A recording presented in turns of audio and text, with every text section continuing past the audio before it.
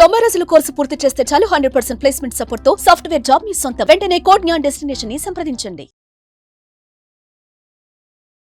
నమస్కారం రవీంద్రనాథ్ గారు. నమస్తే అండి జవేరి గారు.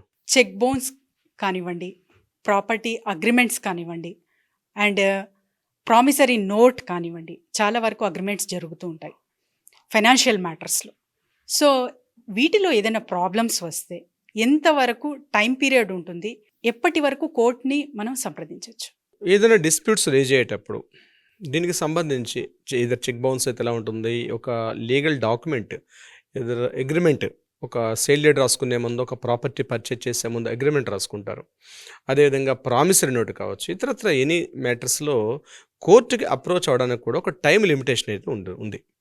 దీనికి లిమిటేషన్ యాక్ట్ 1963 అనేది దీని గురించి క్లియర్గా మెన్షన్ చేయడం కూడా జరిగింది. దీనికి సంబంధించి అంటే ఒక్కొక్క దానికి ఒక్కొక్క రకంగా ఉంటుంది. ఇక్కడ దీనికి సంబంధించి మ్యాక్సిమం ఇక్కడ నేను మీకు ప్రామిసరీ నోట్ విషయం చెప్తాను. ఫర్ ఎగ్జాంపుల్ తీసుకున్నాం అనుకోండి, ప్రామిసరీ నోటు ఆ ఇద్దరు వ్యక్తుల మధ్య, అంటే ఈ అమౌంట్ ఇచ్చేవాళ్ళు, ఈ అమౌంట్ తీసుకున్న వాళ్ళు, వీళ్ళిద్దరి మధ్య ఏదైనా ఇన్ టైంలో పేమెంట్ చేయని పక్షంలో ఇక్కడ వాళ్ళు కోర్టుని ఆశ్రయించడానికి అవకాశం ఉంటుంది ఆ వివాదం వచ్చేటప్పుడు. సో ఇక్కడ ఏంటంటే maximum 3 years is the limit. Within 3 yearsలోగా తప్పనిసరిగా కోర్టుని ఆశ్రయించినప్పుడే అక్కడ దానికి సంబంధించిన వివాదాన్ని కోర్టు యాక్సెప్టెన్స్ ఇచ్చి అక్కడ ఒక నెంబరింగ్ వేసే అవకాశం కూడా ఉంటుంది. లేకపోతే అది డిజాల్వ్ అయిపోతుంది, హాండర్ కూడా అయ్యే అవకాశం కూడా లేదు. అదేవిధంగా ఒక సేల్ అగ్రిమెంట్ రాసుకుంటారు. ఒక ప్రాపర్టీ పర్చేజ్ చేసేటప్పుడు ఏదో అమౌంట్ లావాదేవీలో కానీ ఒక ప్రాపర్టీ అగ్రిమెంట్ రాసుకున్నప్పుడు కూడా ఆ డాక్యుమెంట్ వ్యాలిడ్ కూడా మధ్యలో ఏదైనా అమౌంట్ గురించి అడుగుతారు, ఆ రిజిస్ట్రేషన్ చేసుకోలేదు, కొంత అమౌంట్ పే చేసి ఉంటారు, లేదా ఆ అమౌంట్ మళ్ళీ మేము అనుకోని పరిస్థితుల్లో మాకు అమౌంట్ ఇంకా కంప్లీట్ కాలేదు కాబట్టి ఏదైతే మేము అమౌంట్ పే చేసామో మా అమౌంట్ మాకు ఇచ్చేసేయమని చెప్పి అగ్రిమెంట్లో రాసుకున్న సందర్భంలో కూడా ఆ సేల్ అగ్రిమెంట్ ఆఫ్ సేల్ అన్నటువంటిది కూడా మనీ విషయంలో నేను చెప్తున్నాను. ఇటువంటి సందర్భాల్లో కూడా 3 years time is the validity time. 3 yearsలోనే మాత్రమే కోర్టుకి వెళ్ళాలి.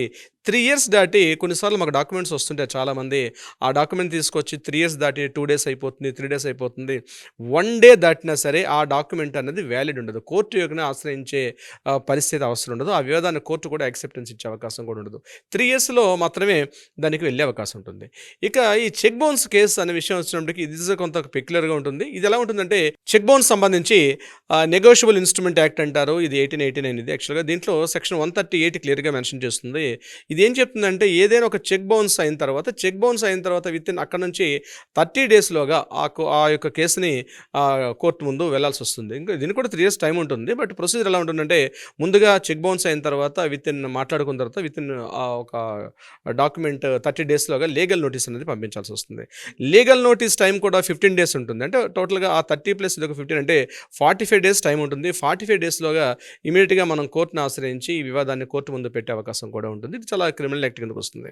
అలా కాకుండా చెక్ బౌన్స్ అయిన తర్వాత 3 years కూడా వ్యాలిడిటీ ఉంటుంది. అది సివిల్ ఎన్ఐ యాక్ట్ 138 అంటారు. దీన్ని యాక్చువల్గా సివిల్ కేసు కింద దీన్ని పరిగణిస్తారు. సో ఏదైనప్పుడు కూడా 3 years అనేది ఒక లాకింగ్ పీరియడ్గా ఉంటుంది. మనకి లిమిటేషన్ యాక్ట్ 1963 ఈ విషయం గురించి స్పష్టంగా చెప్తుంది.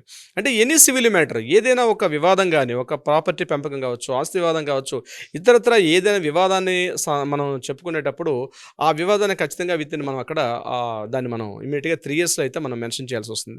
అంటే ఒక్కొక్క వివాదానికి ఒక్కొక్క రకంగా ఉండే అవకాశం ఉంటుంది. బట్ ఇప్పుడు మీరు క్వశ్చన్ చేసినప్పుడు విషయం ఏంటంటే, ఆ ఇష్యూ జరిగినప్పటి నుంచి విత్ ఇన్ 3 yearsలో మనం కోర్టుని ఆశ్రయించేటప్పుడు కోర్టు యాక్సెప్టెన్స్ ఇచ్చి దాన్ని ప్రొసీజర్గా ముందుకెళ్ళే అవకాశం కూడా ఉంటుంది. ఇది యాక్చువల్గా లిమిటేషన్ యాక్ట్ ప్రకారం. ఇది కేవలం సివిల్ కేసెస్కి మాత్రం వర్తిస్తుంది. ఇప్పుడు ఫర్ ఎగ్జాంపుల్ మర్డర్ కేసెస్ అట్లాంటివి జరిగాయి అనుకోండి, అక్కడ లిమిటేషన్ అనేది ఉండదు. యాక్చువల్గా అక్కడ లిమిటేషన్ ఉండదు. మర్డర్ ఇప్పుడు జరిగిపోయింది కాబట్టి 3 years అయిపోయింది కాబట్టి ఇప్పుడైనా మర్డర్ తీసుకోవడం అనేది కుదిరే అవకాశం ఉండదు. సో అక్కడ దానికి టైం బండ్ ఉండదు. ఏదైనా థెఫ్టింగ్ ఉంటుంది, దొంగతనం జరిగింది, అటువంటి సందర్భాల్లో మళ్ళీ 3 years ఉండే అవకాశం ఉంటుంది. ఆ దొంగతనం జరిగిన 3 yearsలో దాన్ని ఇమీడియట్గా మనం కోర్టు ముందు పెట్టే అవకాశం ఉంటుంది. అంటే ఇక్కడ ఎలా ఉంటుందంటే, ఒక ఫర్ ఎగ్జాంపుల్ ఏదో ఒక నేరం జరిగినటువంటి, ఆ నేరం జరిగితే దానికి కోర్టు ఇచ్చినటువంటి శిక్ష ఏదైతే ఉందో ఆ శిక్ష విత్ ఇన్ 3 years బిఫోర్ అనుకోండి 3 yearsలోగా మెన్షన్ చేయాల్సి వస్తుంది. సో ఫర్ ఎగ్జాంపుల్ ఆ యొక్క శిక్ష 3 to 7 years 10 years ఉన్నటువంటి సెక్షన్స్ ఏమైనా ఉండేటప్పుడు దానికి లిమిటేషన్ కూడా పెరిగే అవకాశం కూడా ఉంటుంది. ఇది లిమిటేషన్ యాక్ట్ 1963 స్పష్టంగా చెప్తుంది. సో ఏదైనా ఒక వివాదం జరిగేటప్పుడు తప్పనిసరిగా దాన్ని మనం తీసుకోవాల్సిన అవసరం ఏంటంటే with in stipulation period 3 years తీసుకోవాలి. అలా కాకుండా ఫర్ ఎగ్జాంపుల్ కొంతమంది హౌసెస్ రెంట్కి ఇస్తారు. ఇస్తారు. రెంట్‌కి ఇచ్చిన తర్వాత ఆ రెంట్‌కి ఇచ్చిన హౌసెస్‌లో టెనెంట్ అక్కడ కంటిన్యూగా అక్కడ ఏం చేస్తారంటే వేకెంట్ చేయకుండా హౌస్‌ని తన property tax, power bill pay చేస్తూ కూడా కంటిన్యూగా 12 ఇయర్స్ పాటు అదే ఇంట్లో ఉన్న సందర్భంలో అటువంటప్పుడు ఆ ప్రాపర్టీని క్లెయిమ్ చేసుకునే అవకాశం కూడా ఉంటుంది. దాన్ని 12 ఇయర్స్ టైం ఉంటుంది యాక్చువల్‌గా దానికి. 12 ఏళ్ల టైం కాబట్టి ఇక్కడ 3 ఇయర్స్ అయిపోయింది కాబట్టి అవకాశం లేదని అవకాశం ఉండదు. సో, అక్కడ 12 ఇయర్స్ ఉంటుంది. అంటే ఇది యాక్చువల్‌గా ఈ లిమిటేషన్ యాక్ట్ ప్రకారం ఏంటంటే ఒక్కొక్క సిట్యుయేషన్ ప్రకారం కూడా మారే అవకాశం ఉంటుంది.